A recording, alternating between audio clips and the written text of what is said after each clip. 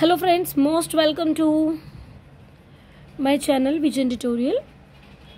तो बच्चों, आज हमारा जो टॉपिक है वो है टाइप्स ऑफ सेल। तो हम टाइप्स ऑफ सेल को थोड़ा सा डिस्कस कर लेते हैं। जनरली यहाँ पर दो तरीके के जो सेल्स होते हैं वो देखने को मिलते हैं। दो तरीके के टाइप्स के सेल में देखते हैं, एक तो प्रोकैरियोटिक, एक यूकैरियोटिक। इसके एग्जाम्पल मैंने प्रोकैरियोटिक को पहले समझ लेते हैं, फिर हम एग्जाम्पल देखेंगे। प्रोकैरियोटिक का मतलब होता है प्रो मतलब कि प्रिमिटिव, और कैरियोट का मतलब होता है न्यूक्लियस। तो यहाँ पर प्रोकैरियोटिक सेल में न्यूक्लियस जो होता है वो डेवलप्ड नहीं होता है, इसलिए मैंने क्रॉस कनेक्शन लगाया है। इसमें सेल वॉल होती है। माइटोकॉन्ड्रिया यहाँ पर मेम्ब्रेन बाउंड ऑर्गेनिज्म, जैसे कि माइटोकॉन्ड्रिया है, या गोल्जी बॉडी की हम बात करें, या फिर हम क्लोरोप्लास्ट की बात करें, तो इस तरीके के कुछ जो बहुत ज़्यादा डिफाइंड ऑर्गेनलीज जो होते हैं वो देखने को नहीं मिलते हैं यहाँ पर। बट ऐसा नहीं है कि नहीं है, कुछ उनकी जगह पे कुछ और भी चीज़ें हो सकती है। यहाँ पर राइबोसोम ज़रूर होता है, 70S राइबोसोम होता है। साइटोप्लाज्म में यहाँ पर जो जेनेटिक मटेरियल जो होता है, वो जो DNA जो है, इनका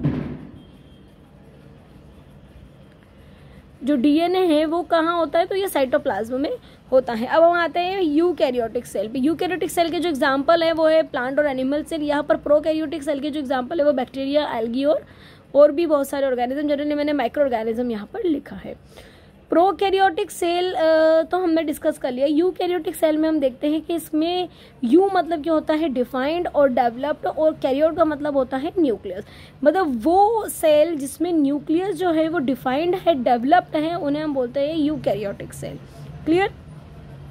मतलब यहाँ पर जब आप इस सेल को देखेंगे, इनका जो डायग्राम सब देखते हैं, तो आपको इनके डायग्राम में आपको न्यूक्लियस दिखता है, न्यूक्लियर इन्वेलप दिखता है, मेम्ब्रेन दिखती है, ये आपको देखने को मिलता है। ठीक है। जेनेटिक मटेरियल जो होता है जनरली वो इस न्यूक्लियस के अंदर ही होता है, और जनरली एनिमल सेल में ये आपको सेंटर में देखने को मिलता है न्यूक्लियस। प्लांट सेल में ये कहीं साइड में आपको देखने को मिलता है। तो जेनेटिक मटेरियल जो है वो यूकैरियोटिक सेल का हमेशा आपको न्यूक्लियस में ही मिलेगा।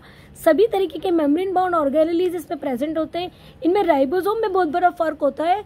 यहाँ पर प्रो में आपको 70S राइबोसोम मिलेगा, मगर यू में आपको जो है वो 80S राइबोसोम मिलता है। अब हम थोड़ा सा देख लेते हैं कि 70S राइबोसोम जो है वो किससे मिलकर बनता है। तो 50S प्लस 30S जो है वो इनकी एक लार्ज यूनिट होती है, एक स्मॉल यूनिट होती है। ये लार्ज और ये स्मॉल यूनिट है, से मिलकर बना होता है। और यहाँ पर जो 80S होता है वो होता है 60S प्लस 40S में मिलकर बना होता है। ये लार्ज यूनिट है, ये स्मॉल यूनिट है। अब हम थोड़ा सा समझ लेते हैं कि S का मतलब होता है सेडिमेंटेशन कोफिशिएंट। ये एक स्वेडबर्ग यूनिट, एक स्वेडबर्ग साइंटिस्ट के नाम से है ये, इन्होंने इसे बताया था। जब इन दोनों को जोड़ते हैं, बट जब सेंट्रीफ्यूज में ये घूमता है और सेडिमेंट होता है, तो इनका जो कोफिशिएंट होता है तो ये 80S के ऊपर आकर ये सेटल डाउन हो जाते हैं, इसलिए इसको हमने S लिखा है। तो इस तरीके के यहाँ पर ये चीजें हमें देखने को, ये थोड़ा सा फर्क होता है इन दोनों ही सेल में। अब हम देखते हैं ऑर्गेनिज्म जो होते हैं वो भी दो तरीके के होते हैं, यूनिसेलुलर और मल्टीसेलुलर। यूनिसेलुलर ऑर्गेनिज्म वो ऑर्गेनिज्म है जो सिंगल सेल होते हैं, जो एक ही सेल से बने होते हैं, उन्हें हम बोलते हैं यूनिसेलुलर ऑर्गेनिज्म। मल्टीसेलुलर ऑर्गेनिज्म वो ऑर्गेनिज्म होते हैं जो मोर देन 1 सेल से बने होते हैं, उनके पास बहुत सारे सेल्स होते हैं। तो 1 से ज़्यादा मतलब कि 2 सेल, 5 सेल, 10 सेल से मिलकर बने होते हैं। अब ये दोनों में अब हमने देखा कि यूनिसेलुलर और मल्टीसेलुलर, इट मीन्स के एक ही सेल जो है वो एलिजिबल है सभी तरीके के फंक्शन करने के लिए, क्योंकि इनके पास जो होते हैं ये इस तरीके के क्या होते हैं, ऑर्गेनलीज होते हैं। तो यूनिसेलुलर ऑर्गेनिज्म मैंने यहाँ लिखा है, देखो ये यूनिसेलुलर ऑर्गेनिज्म जो है एक स्मॉलेस्ट है। हमने डेफिनेशन में देखा था, जो साइंटिस्ट ने अलग अलग डेफिनेशन दी, उन्होंने एक यूनिट बोला है। उन्होंने कहा है कि एक स्मॉलेस्ट पार्ट है जो कि सभी तरीके की लाइफ प्रोसेस करने में क्या रहता है, सक्षम रहता है, एलिजिबल रहता है, एबल रहता है।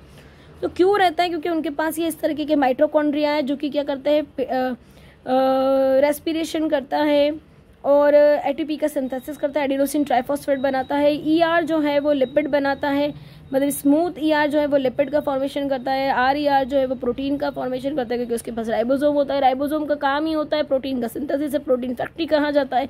लाइसोसोम जो है वो सुसाइड बैग होते हैं। वॉक्यूल्स जो है वो स्टोरेज करता है। ठीक है।